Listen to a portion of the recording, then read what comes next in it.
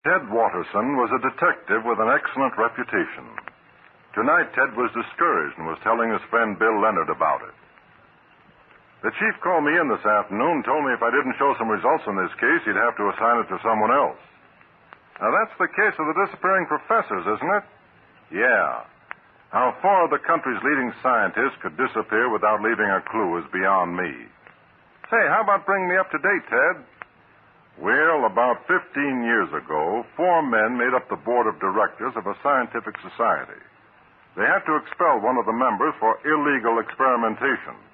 This man swore he'd get his revenge and then promptly slipped into oblivion. Shucks, that's easy, Ted. The man got his revenge. He murdered the board of directors, picked them off one by one. All you have to do is find the expelled professor and your case is solved.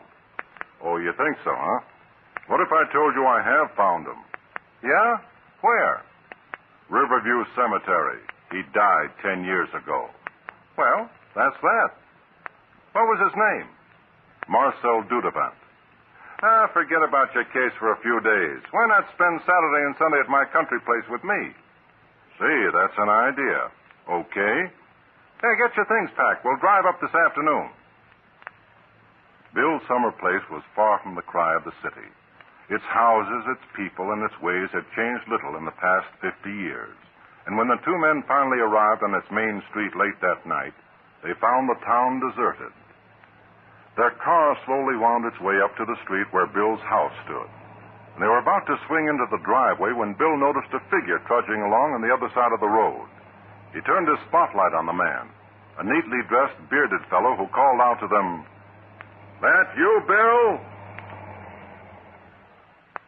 Yeah, I thought that was you, Doc. What are you doing out this time of the night? Been to see a patient down the street. Hey, you're just in time to have a little nightcap with me and my friend Ted. Come on in, I'll put the car away. A few minutes later, all 3 men were comfortably seated in Bill's living room, and Bill was pouring as he said, "Ted's a detective, Doc, one of the best in the city." Really? Looking for someone up here, Mr. Watterson? Nope. Ted just came up for a rest. Fine place here. I've been resting for 10 years. Doc Barnsdell here is the best pill peddler for 50 miles around. Tell Ted how you came to settle here, Doc. Well, I had to leave the city. My health, you know. Came up here for a rest. Liked it so well, I can't leave. Ted spoke for the first time. Not interested in the city practice anymore, Doctor? Nope. I like to do research. In fact, I have my own laboratory right in my backyard. Drop around sometime. I'll show you. A short time later, the doctor left. And as the 2 boys were preparing for bed, Bill said, "You know, when Doc first came here, there was a lot of gossip about him. People said he was a well-known surgeon and had to leave the city because of some scandal. Well, that's all over now, and Doc's one of our most respected citizens." Seems like a nice sort of person. I think I'll accept his invitation and look over his laboratory tomorrow. Next afternoon, Ted did just that and was surprised at the medical man's equipment. One thing especially interested him, an electric generator large enough to light an entire village. What did Barnsdell, the doctor, need with so much electricity? It made him curious. Another thing that struck him, there were at least 6 dogs in his yard, and all seemed to be afraid of the doctor. Ted decided to satisfy that curiosity bump and look over the doc's equipment again, but this time without the doctor. He told Bill, and Bill said, "But why? What do you think he's done?" "Well, I don't know, but I've got an enormous bump, curiosity. And I'd like to learn what he does with all that power he generates." If you're caught, you'll get into trouble." "I know all about that.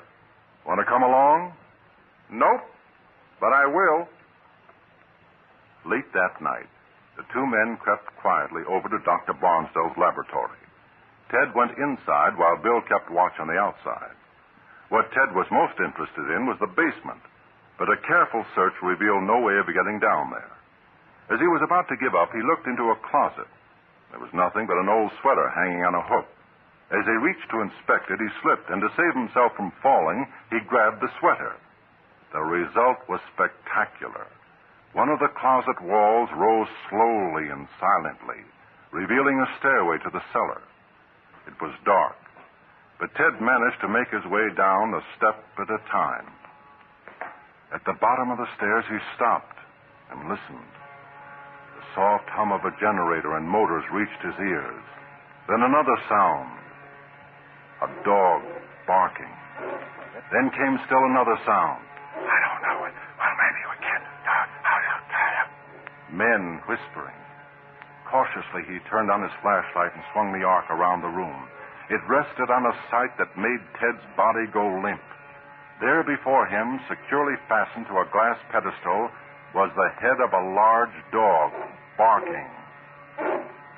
Ted approached the animal to examine it more closely, and then he saw that it had no body, just a head, fastened on a glass case full of pumps and heaters and liquids. Astonished and horrified, Ted stared at the unfortunate result of man's experimentation. Then he heard a human voice, a voice that seemed to be calling at the top of its lungs but was making almost no sound. Help! Help! Quickly, Ted swung his light around. His amazement turned from wonder to unspeakable horror, for in another corner of the room were 4 more of the glass pedestals with their pumps and heaters and liquids, and on each pedestal rested a man's head. And each head was alive. Alert eyes blinked in the light from the flashlight. Lips moved as though speaking, pleading, begging. Ted moved over closer and placed his ear to the lips of the first head. It spoke. Turn on the lights. Switch behind me. Ted did so. The room was enormous. It contained a dozen or so of the glass pedestals. All but 5 of them were empty, but these 5 were topped by living heads, 4 human, 1 canine. There was something horribly unnatural about the sight of these living, bodiless heads. It made Ted's flesh crawl, but he forced himself to speak to one of the heads. Who did this to you? He did. Dr. Dudevant. Dr. Dudevant? That's impossible. He's been dead for 10 years. Not dead. Here. Ted's case had been solved. He'd found the missing Dr. Dudevant, and apparently these were the 4 missing scientists. And now that he'd found them, what could he do with them? If the doctor were arrested, how could these heads be kept alive? While he was thinking, a door opened silently, and the man known as Dr. Barnsdell entered. Good evening, Mr. Watterson.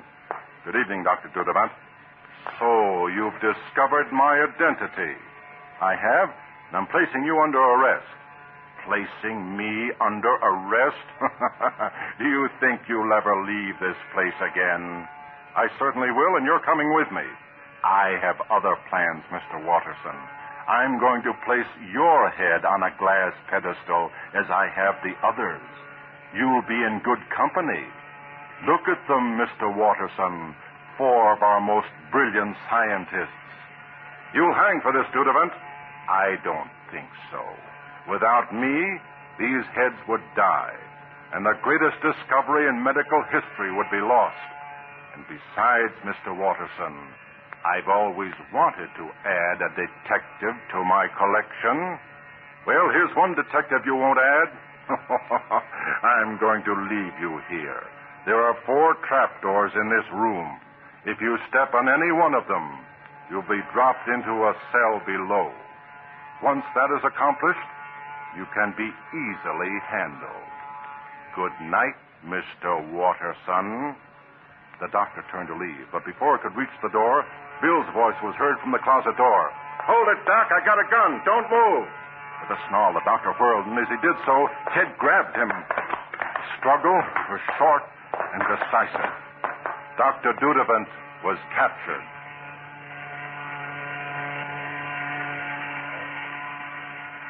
At least 50 scientists, all famous, came to pay their respects to the 4 heads.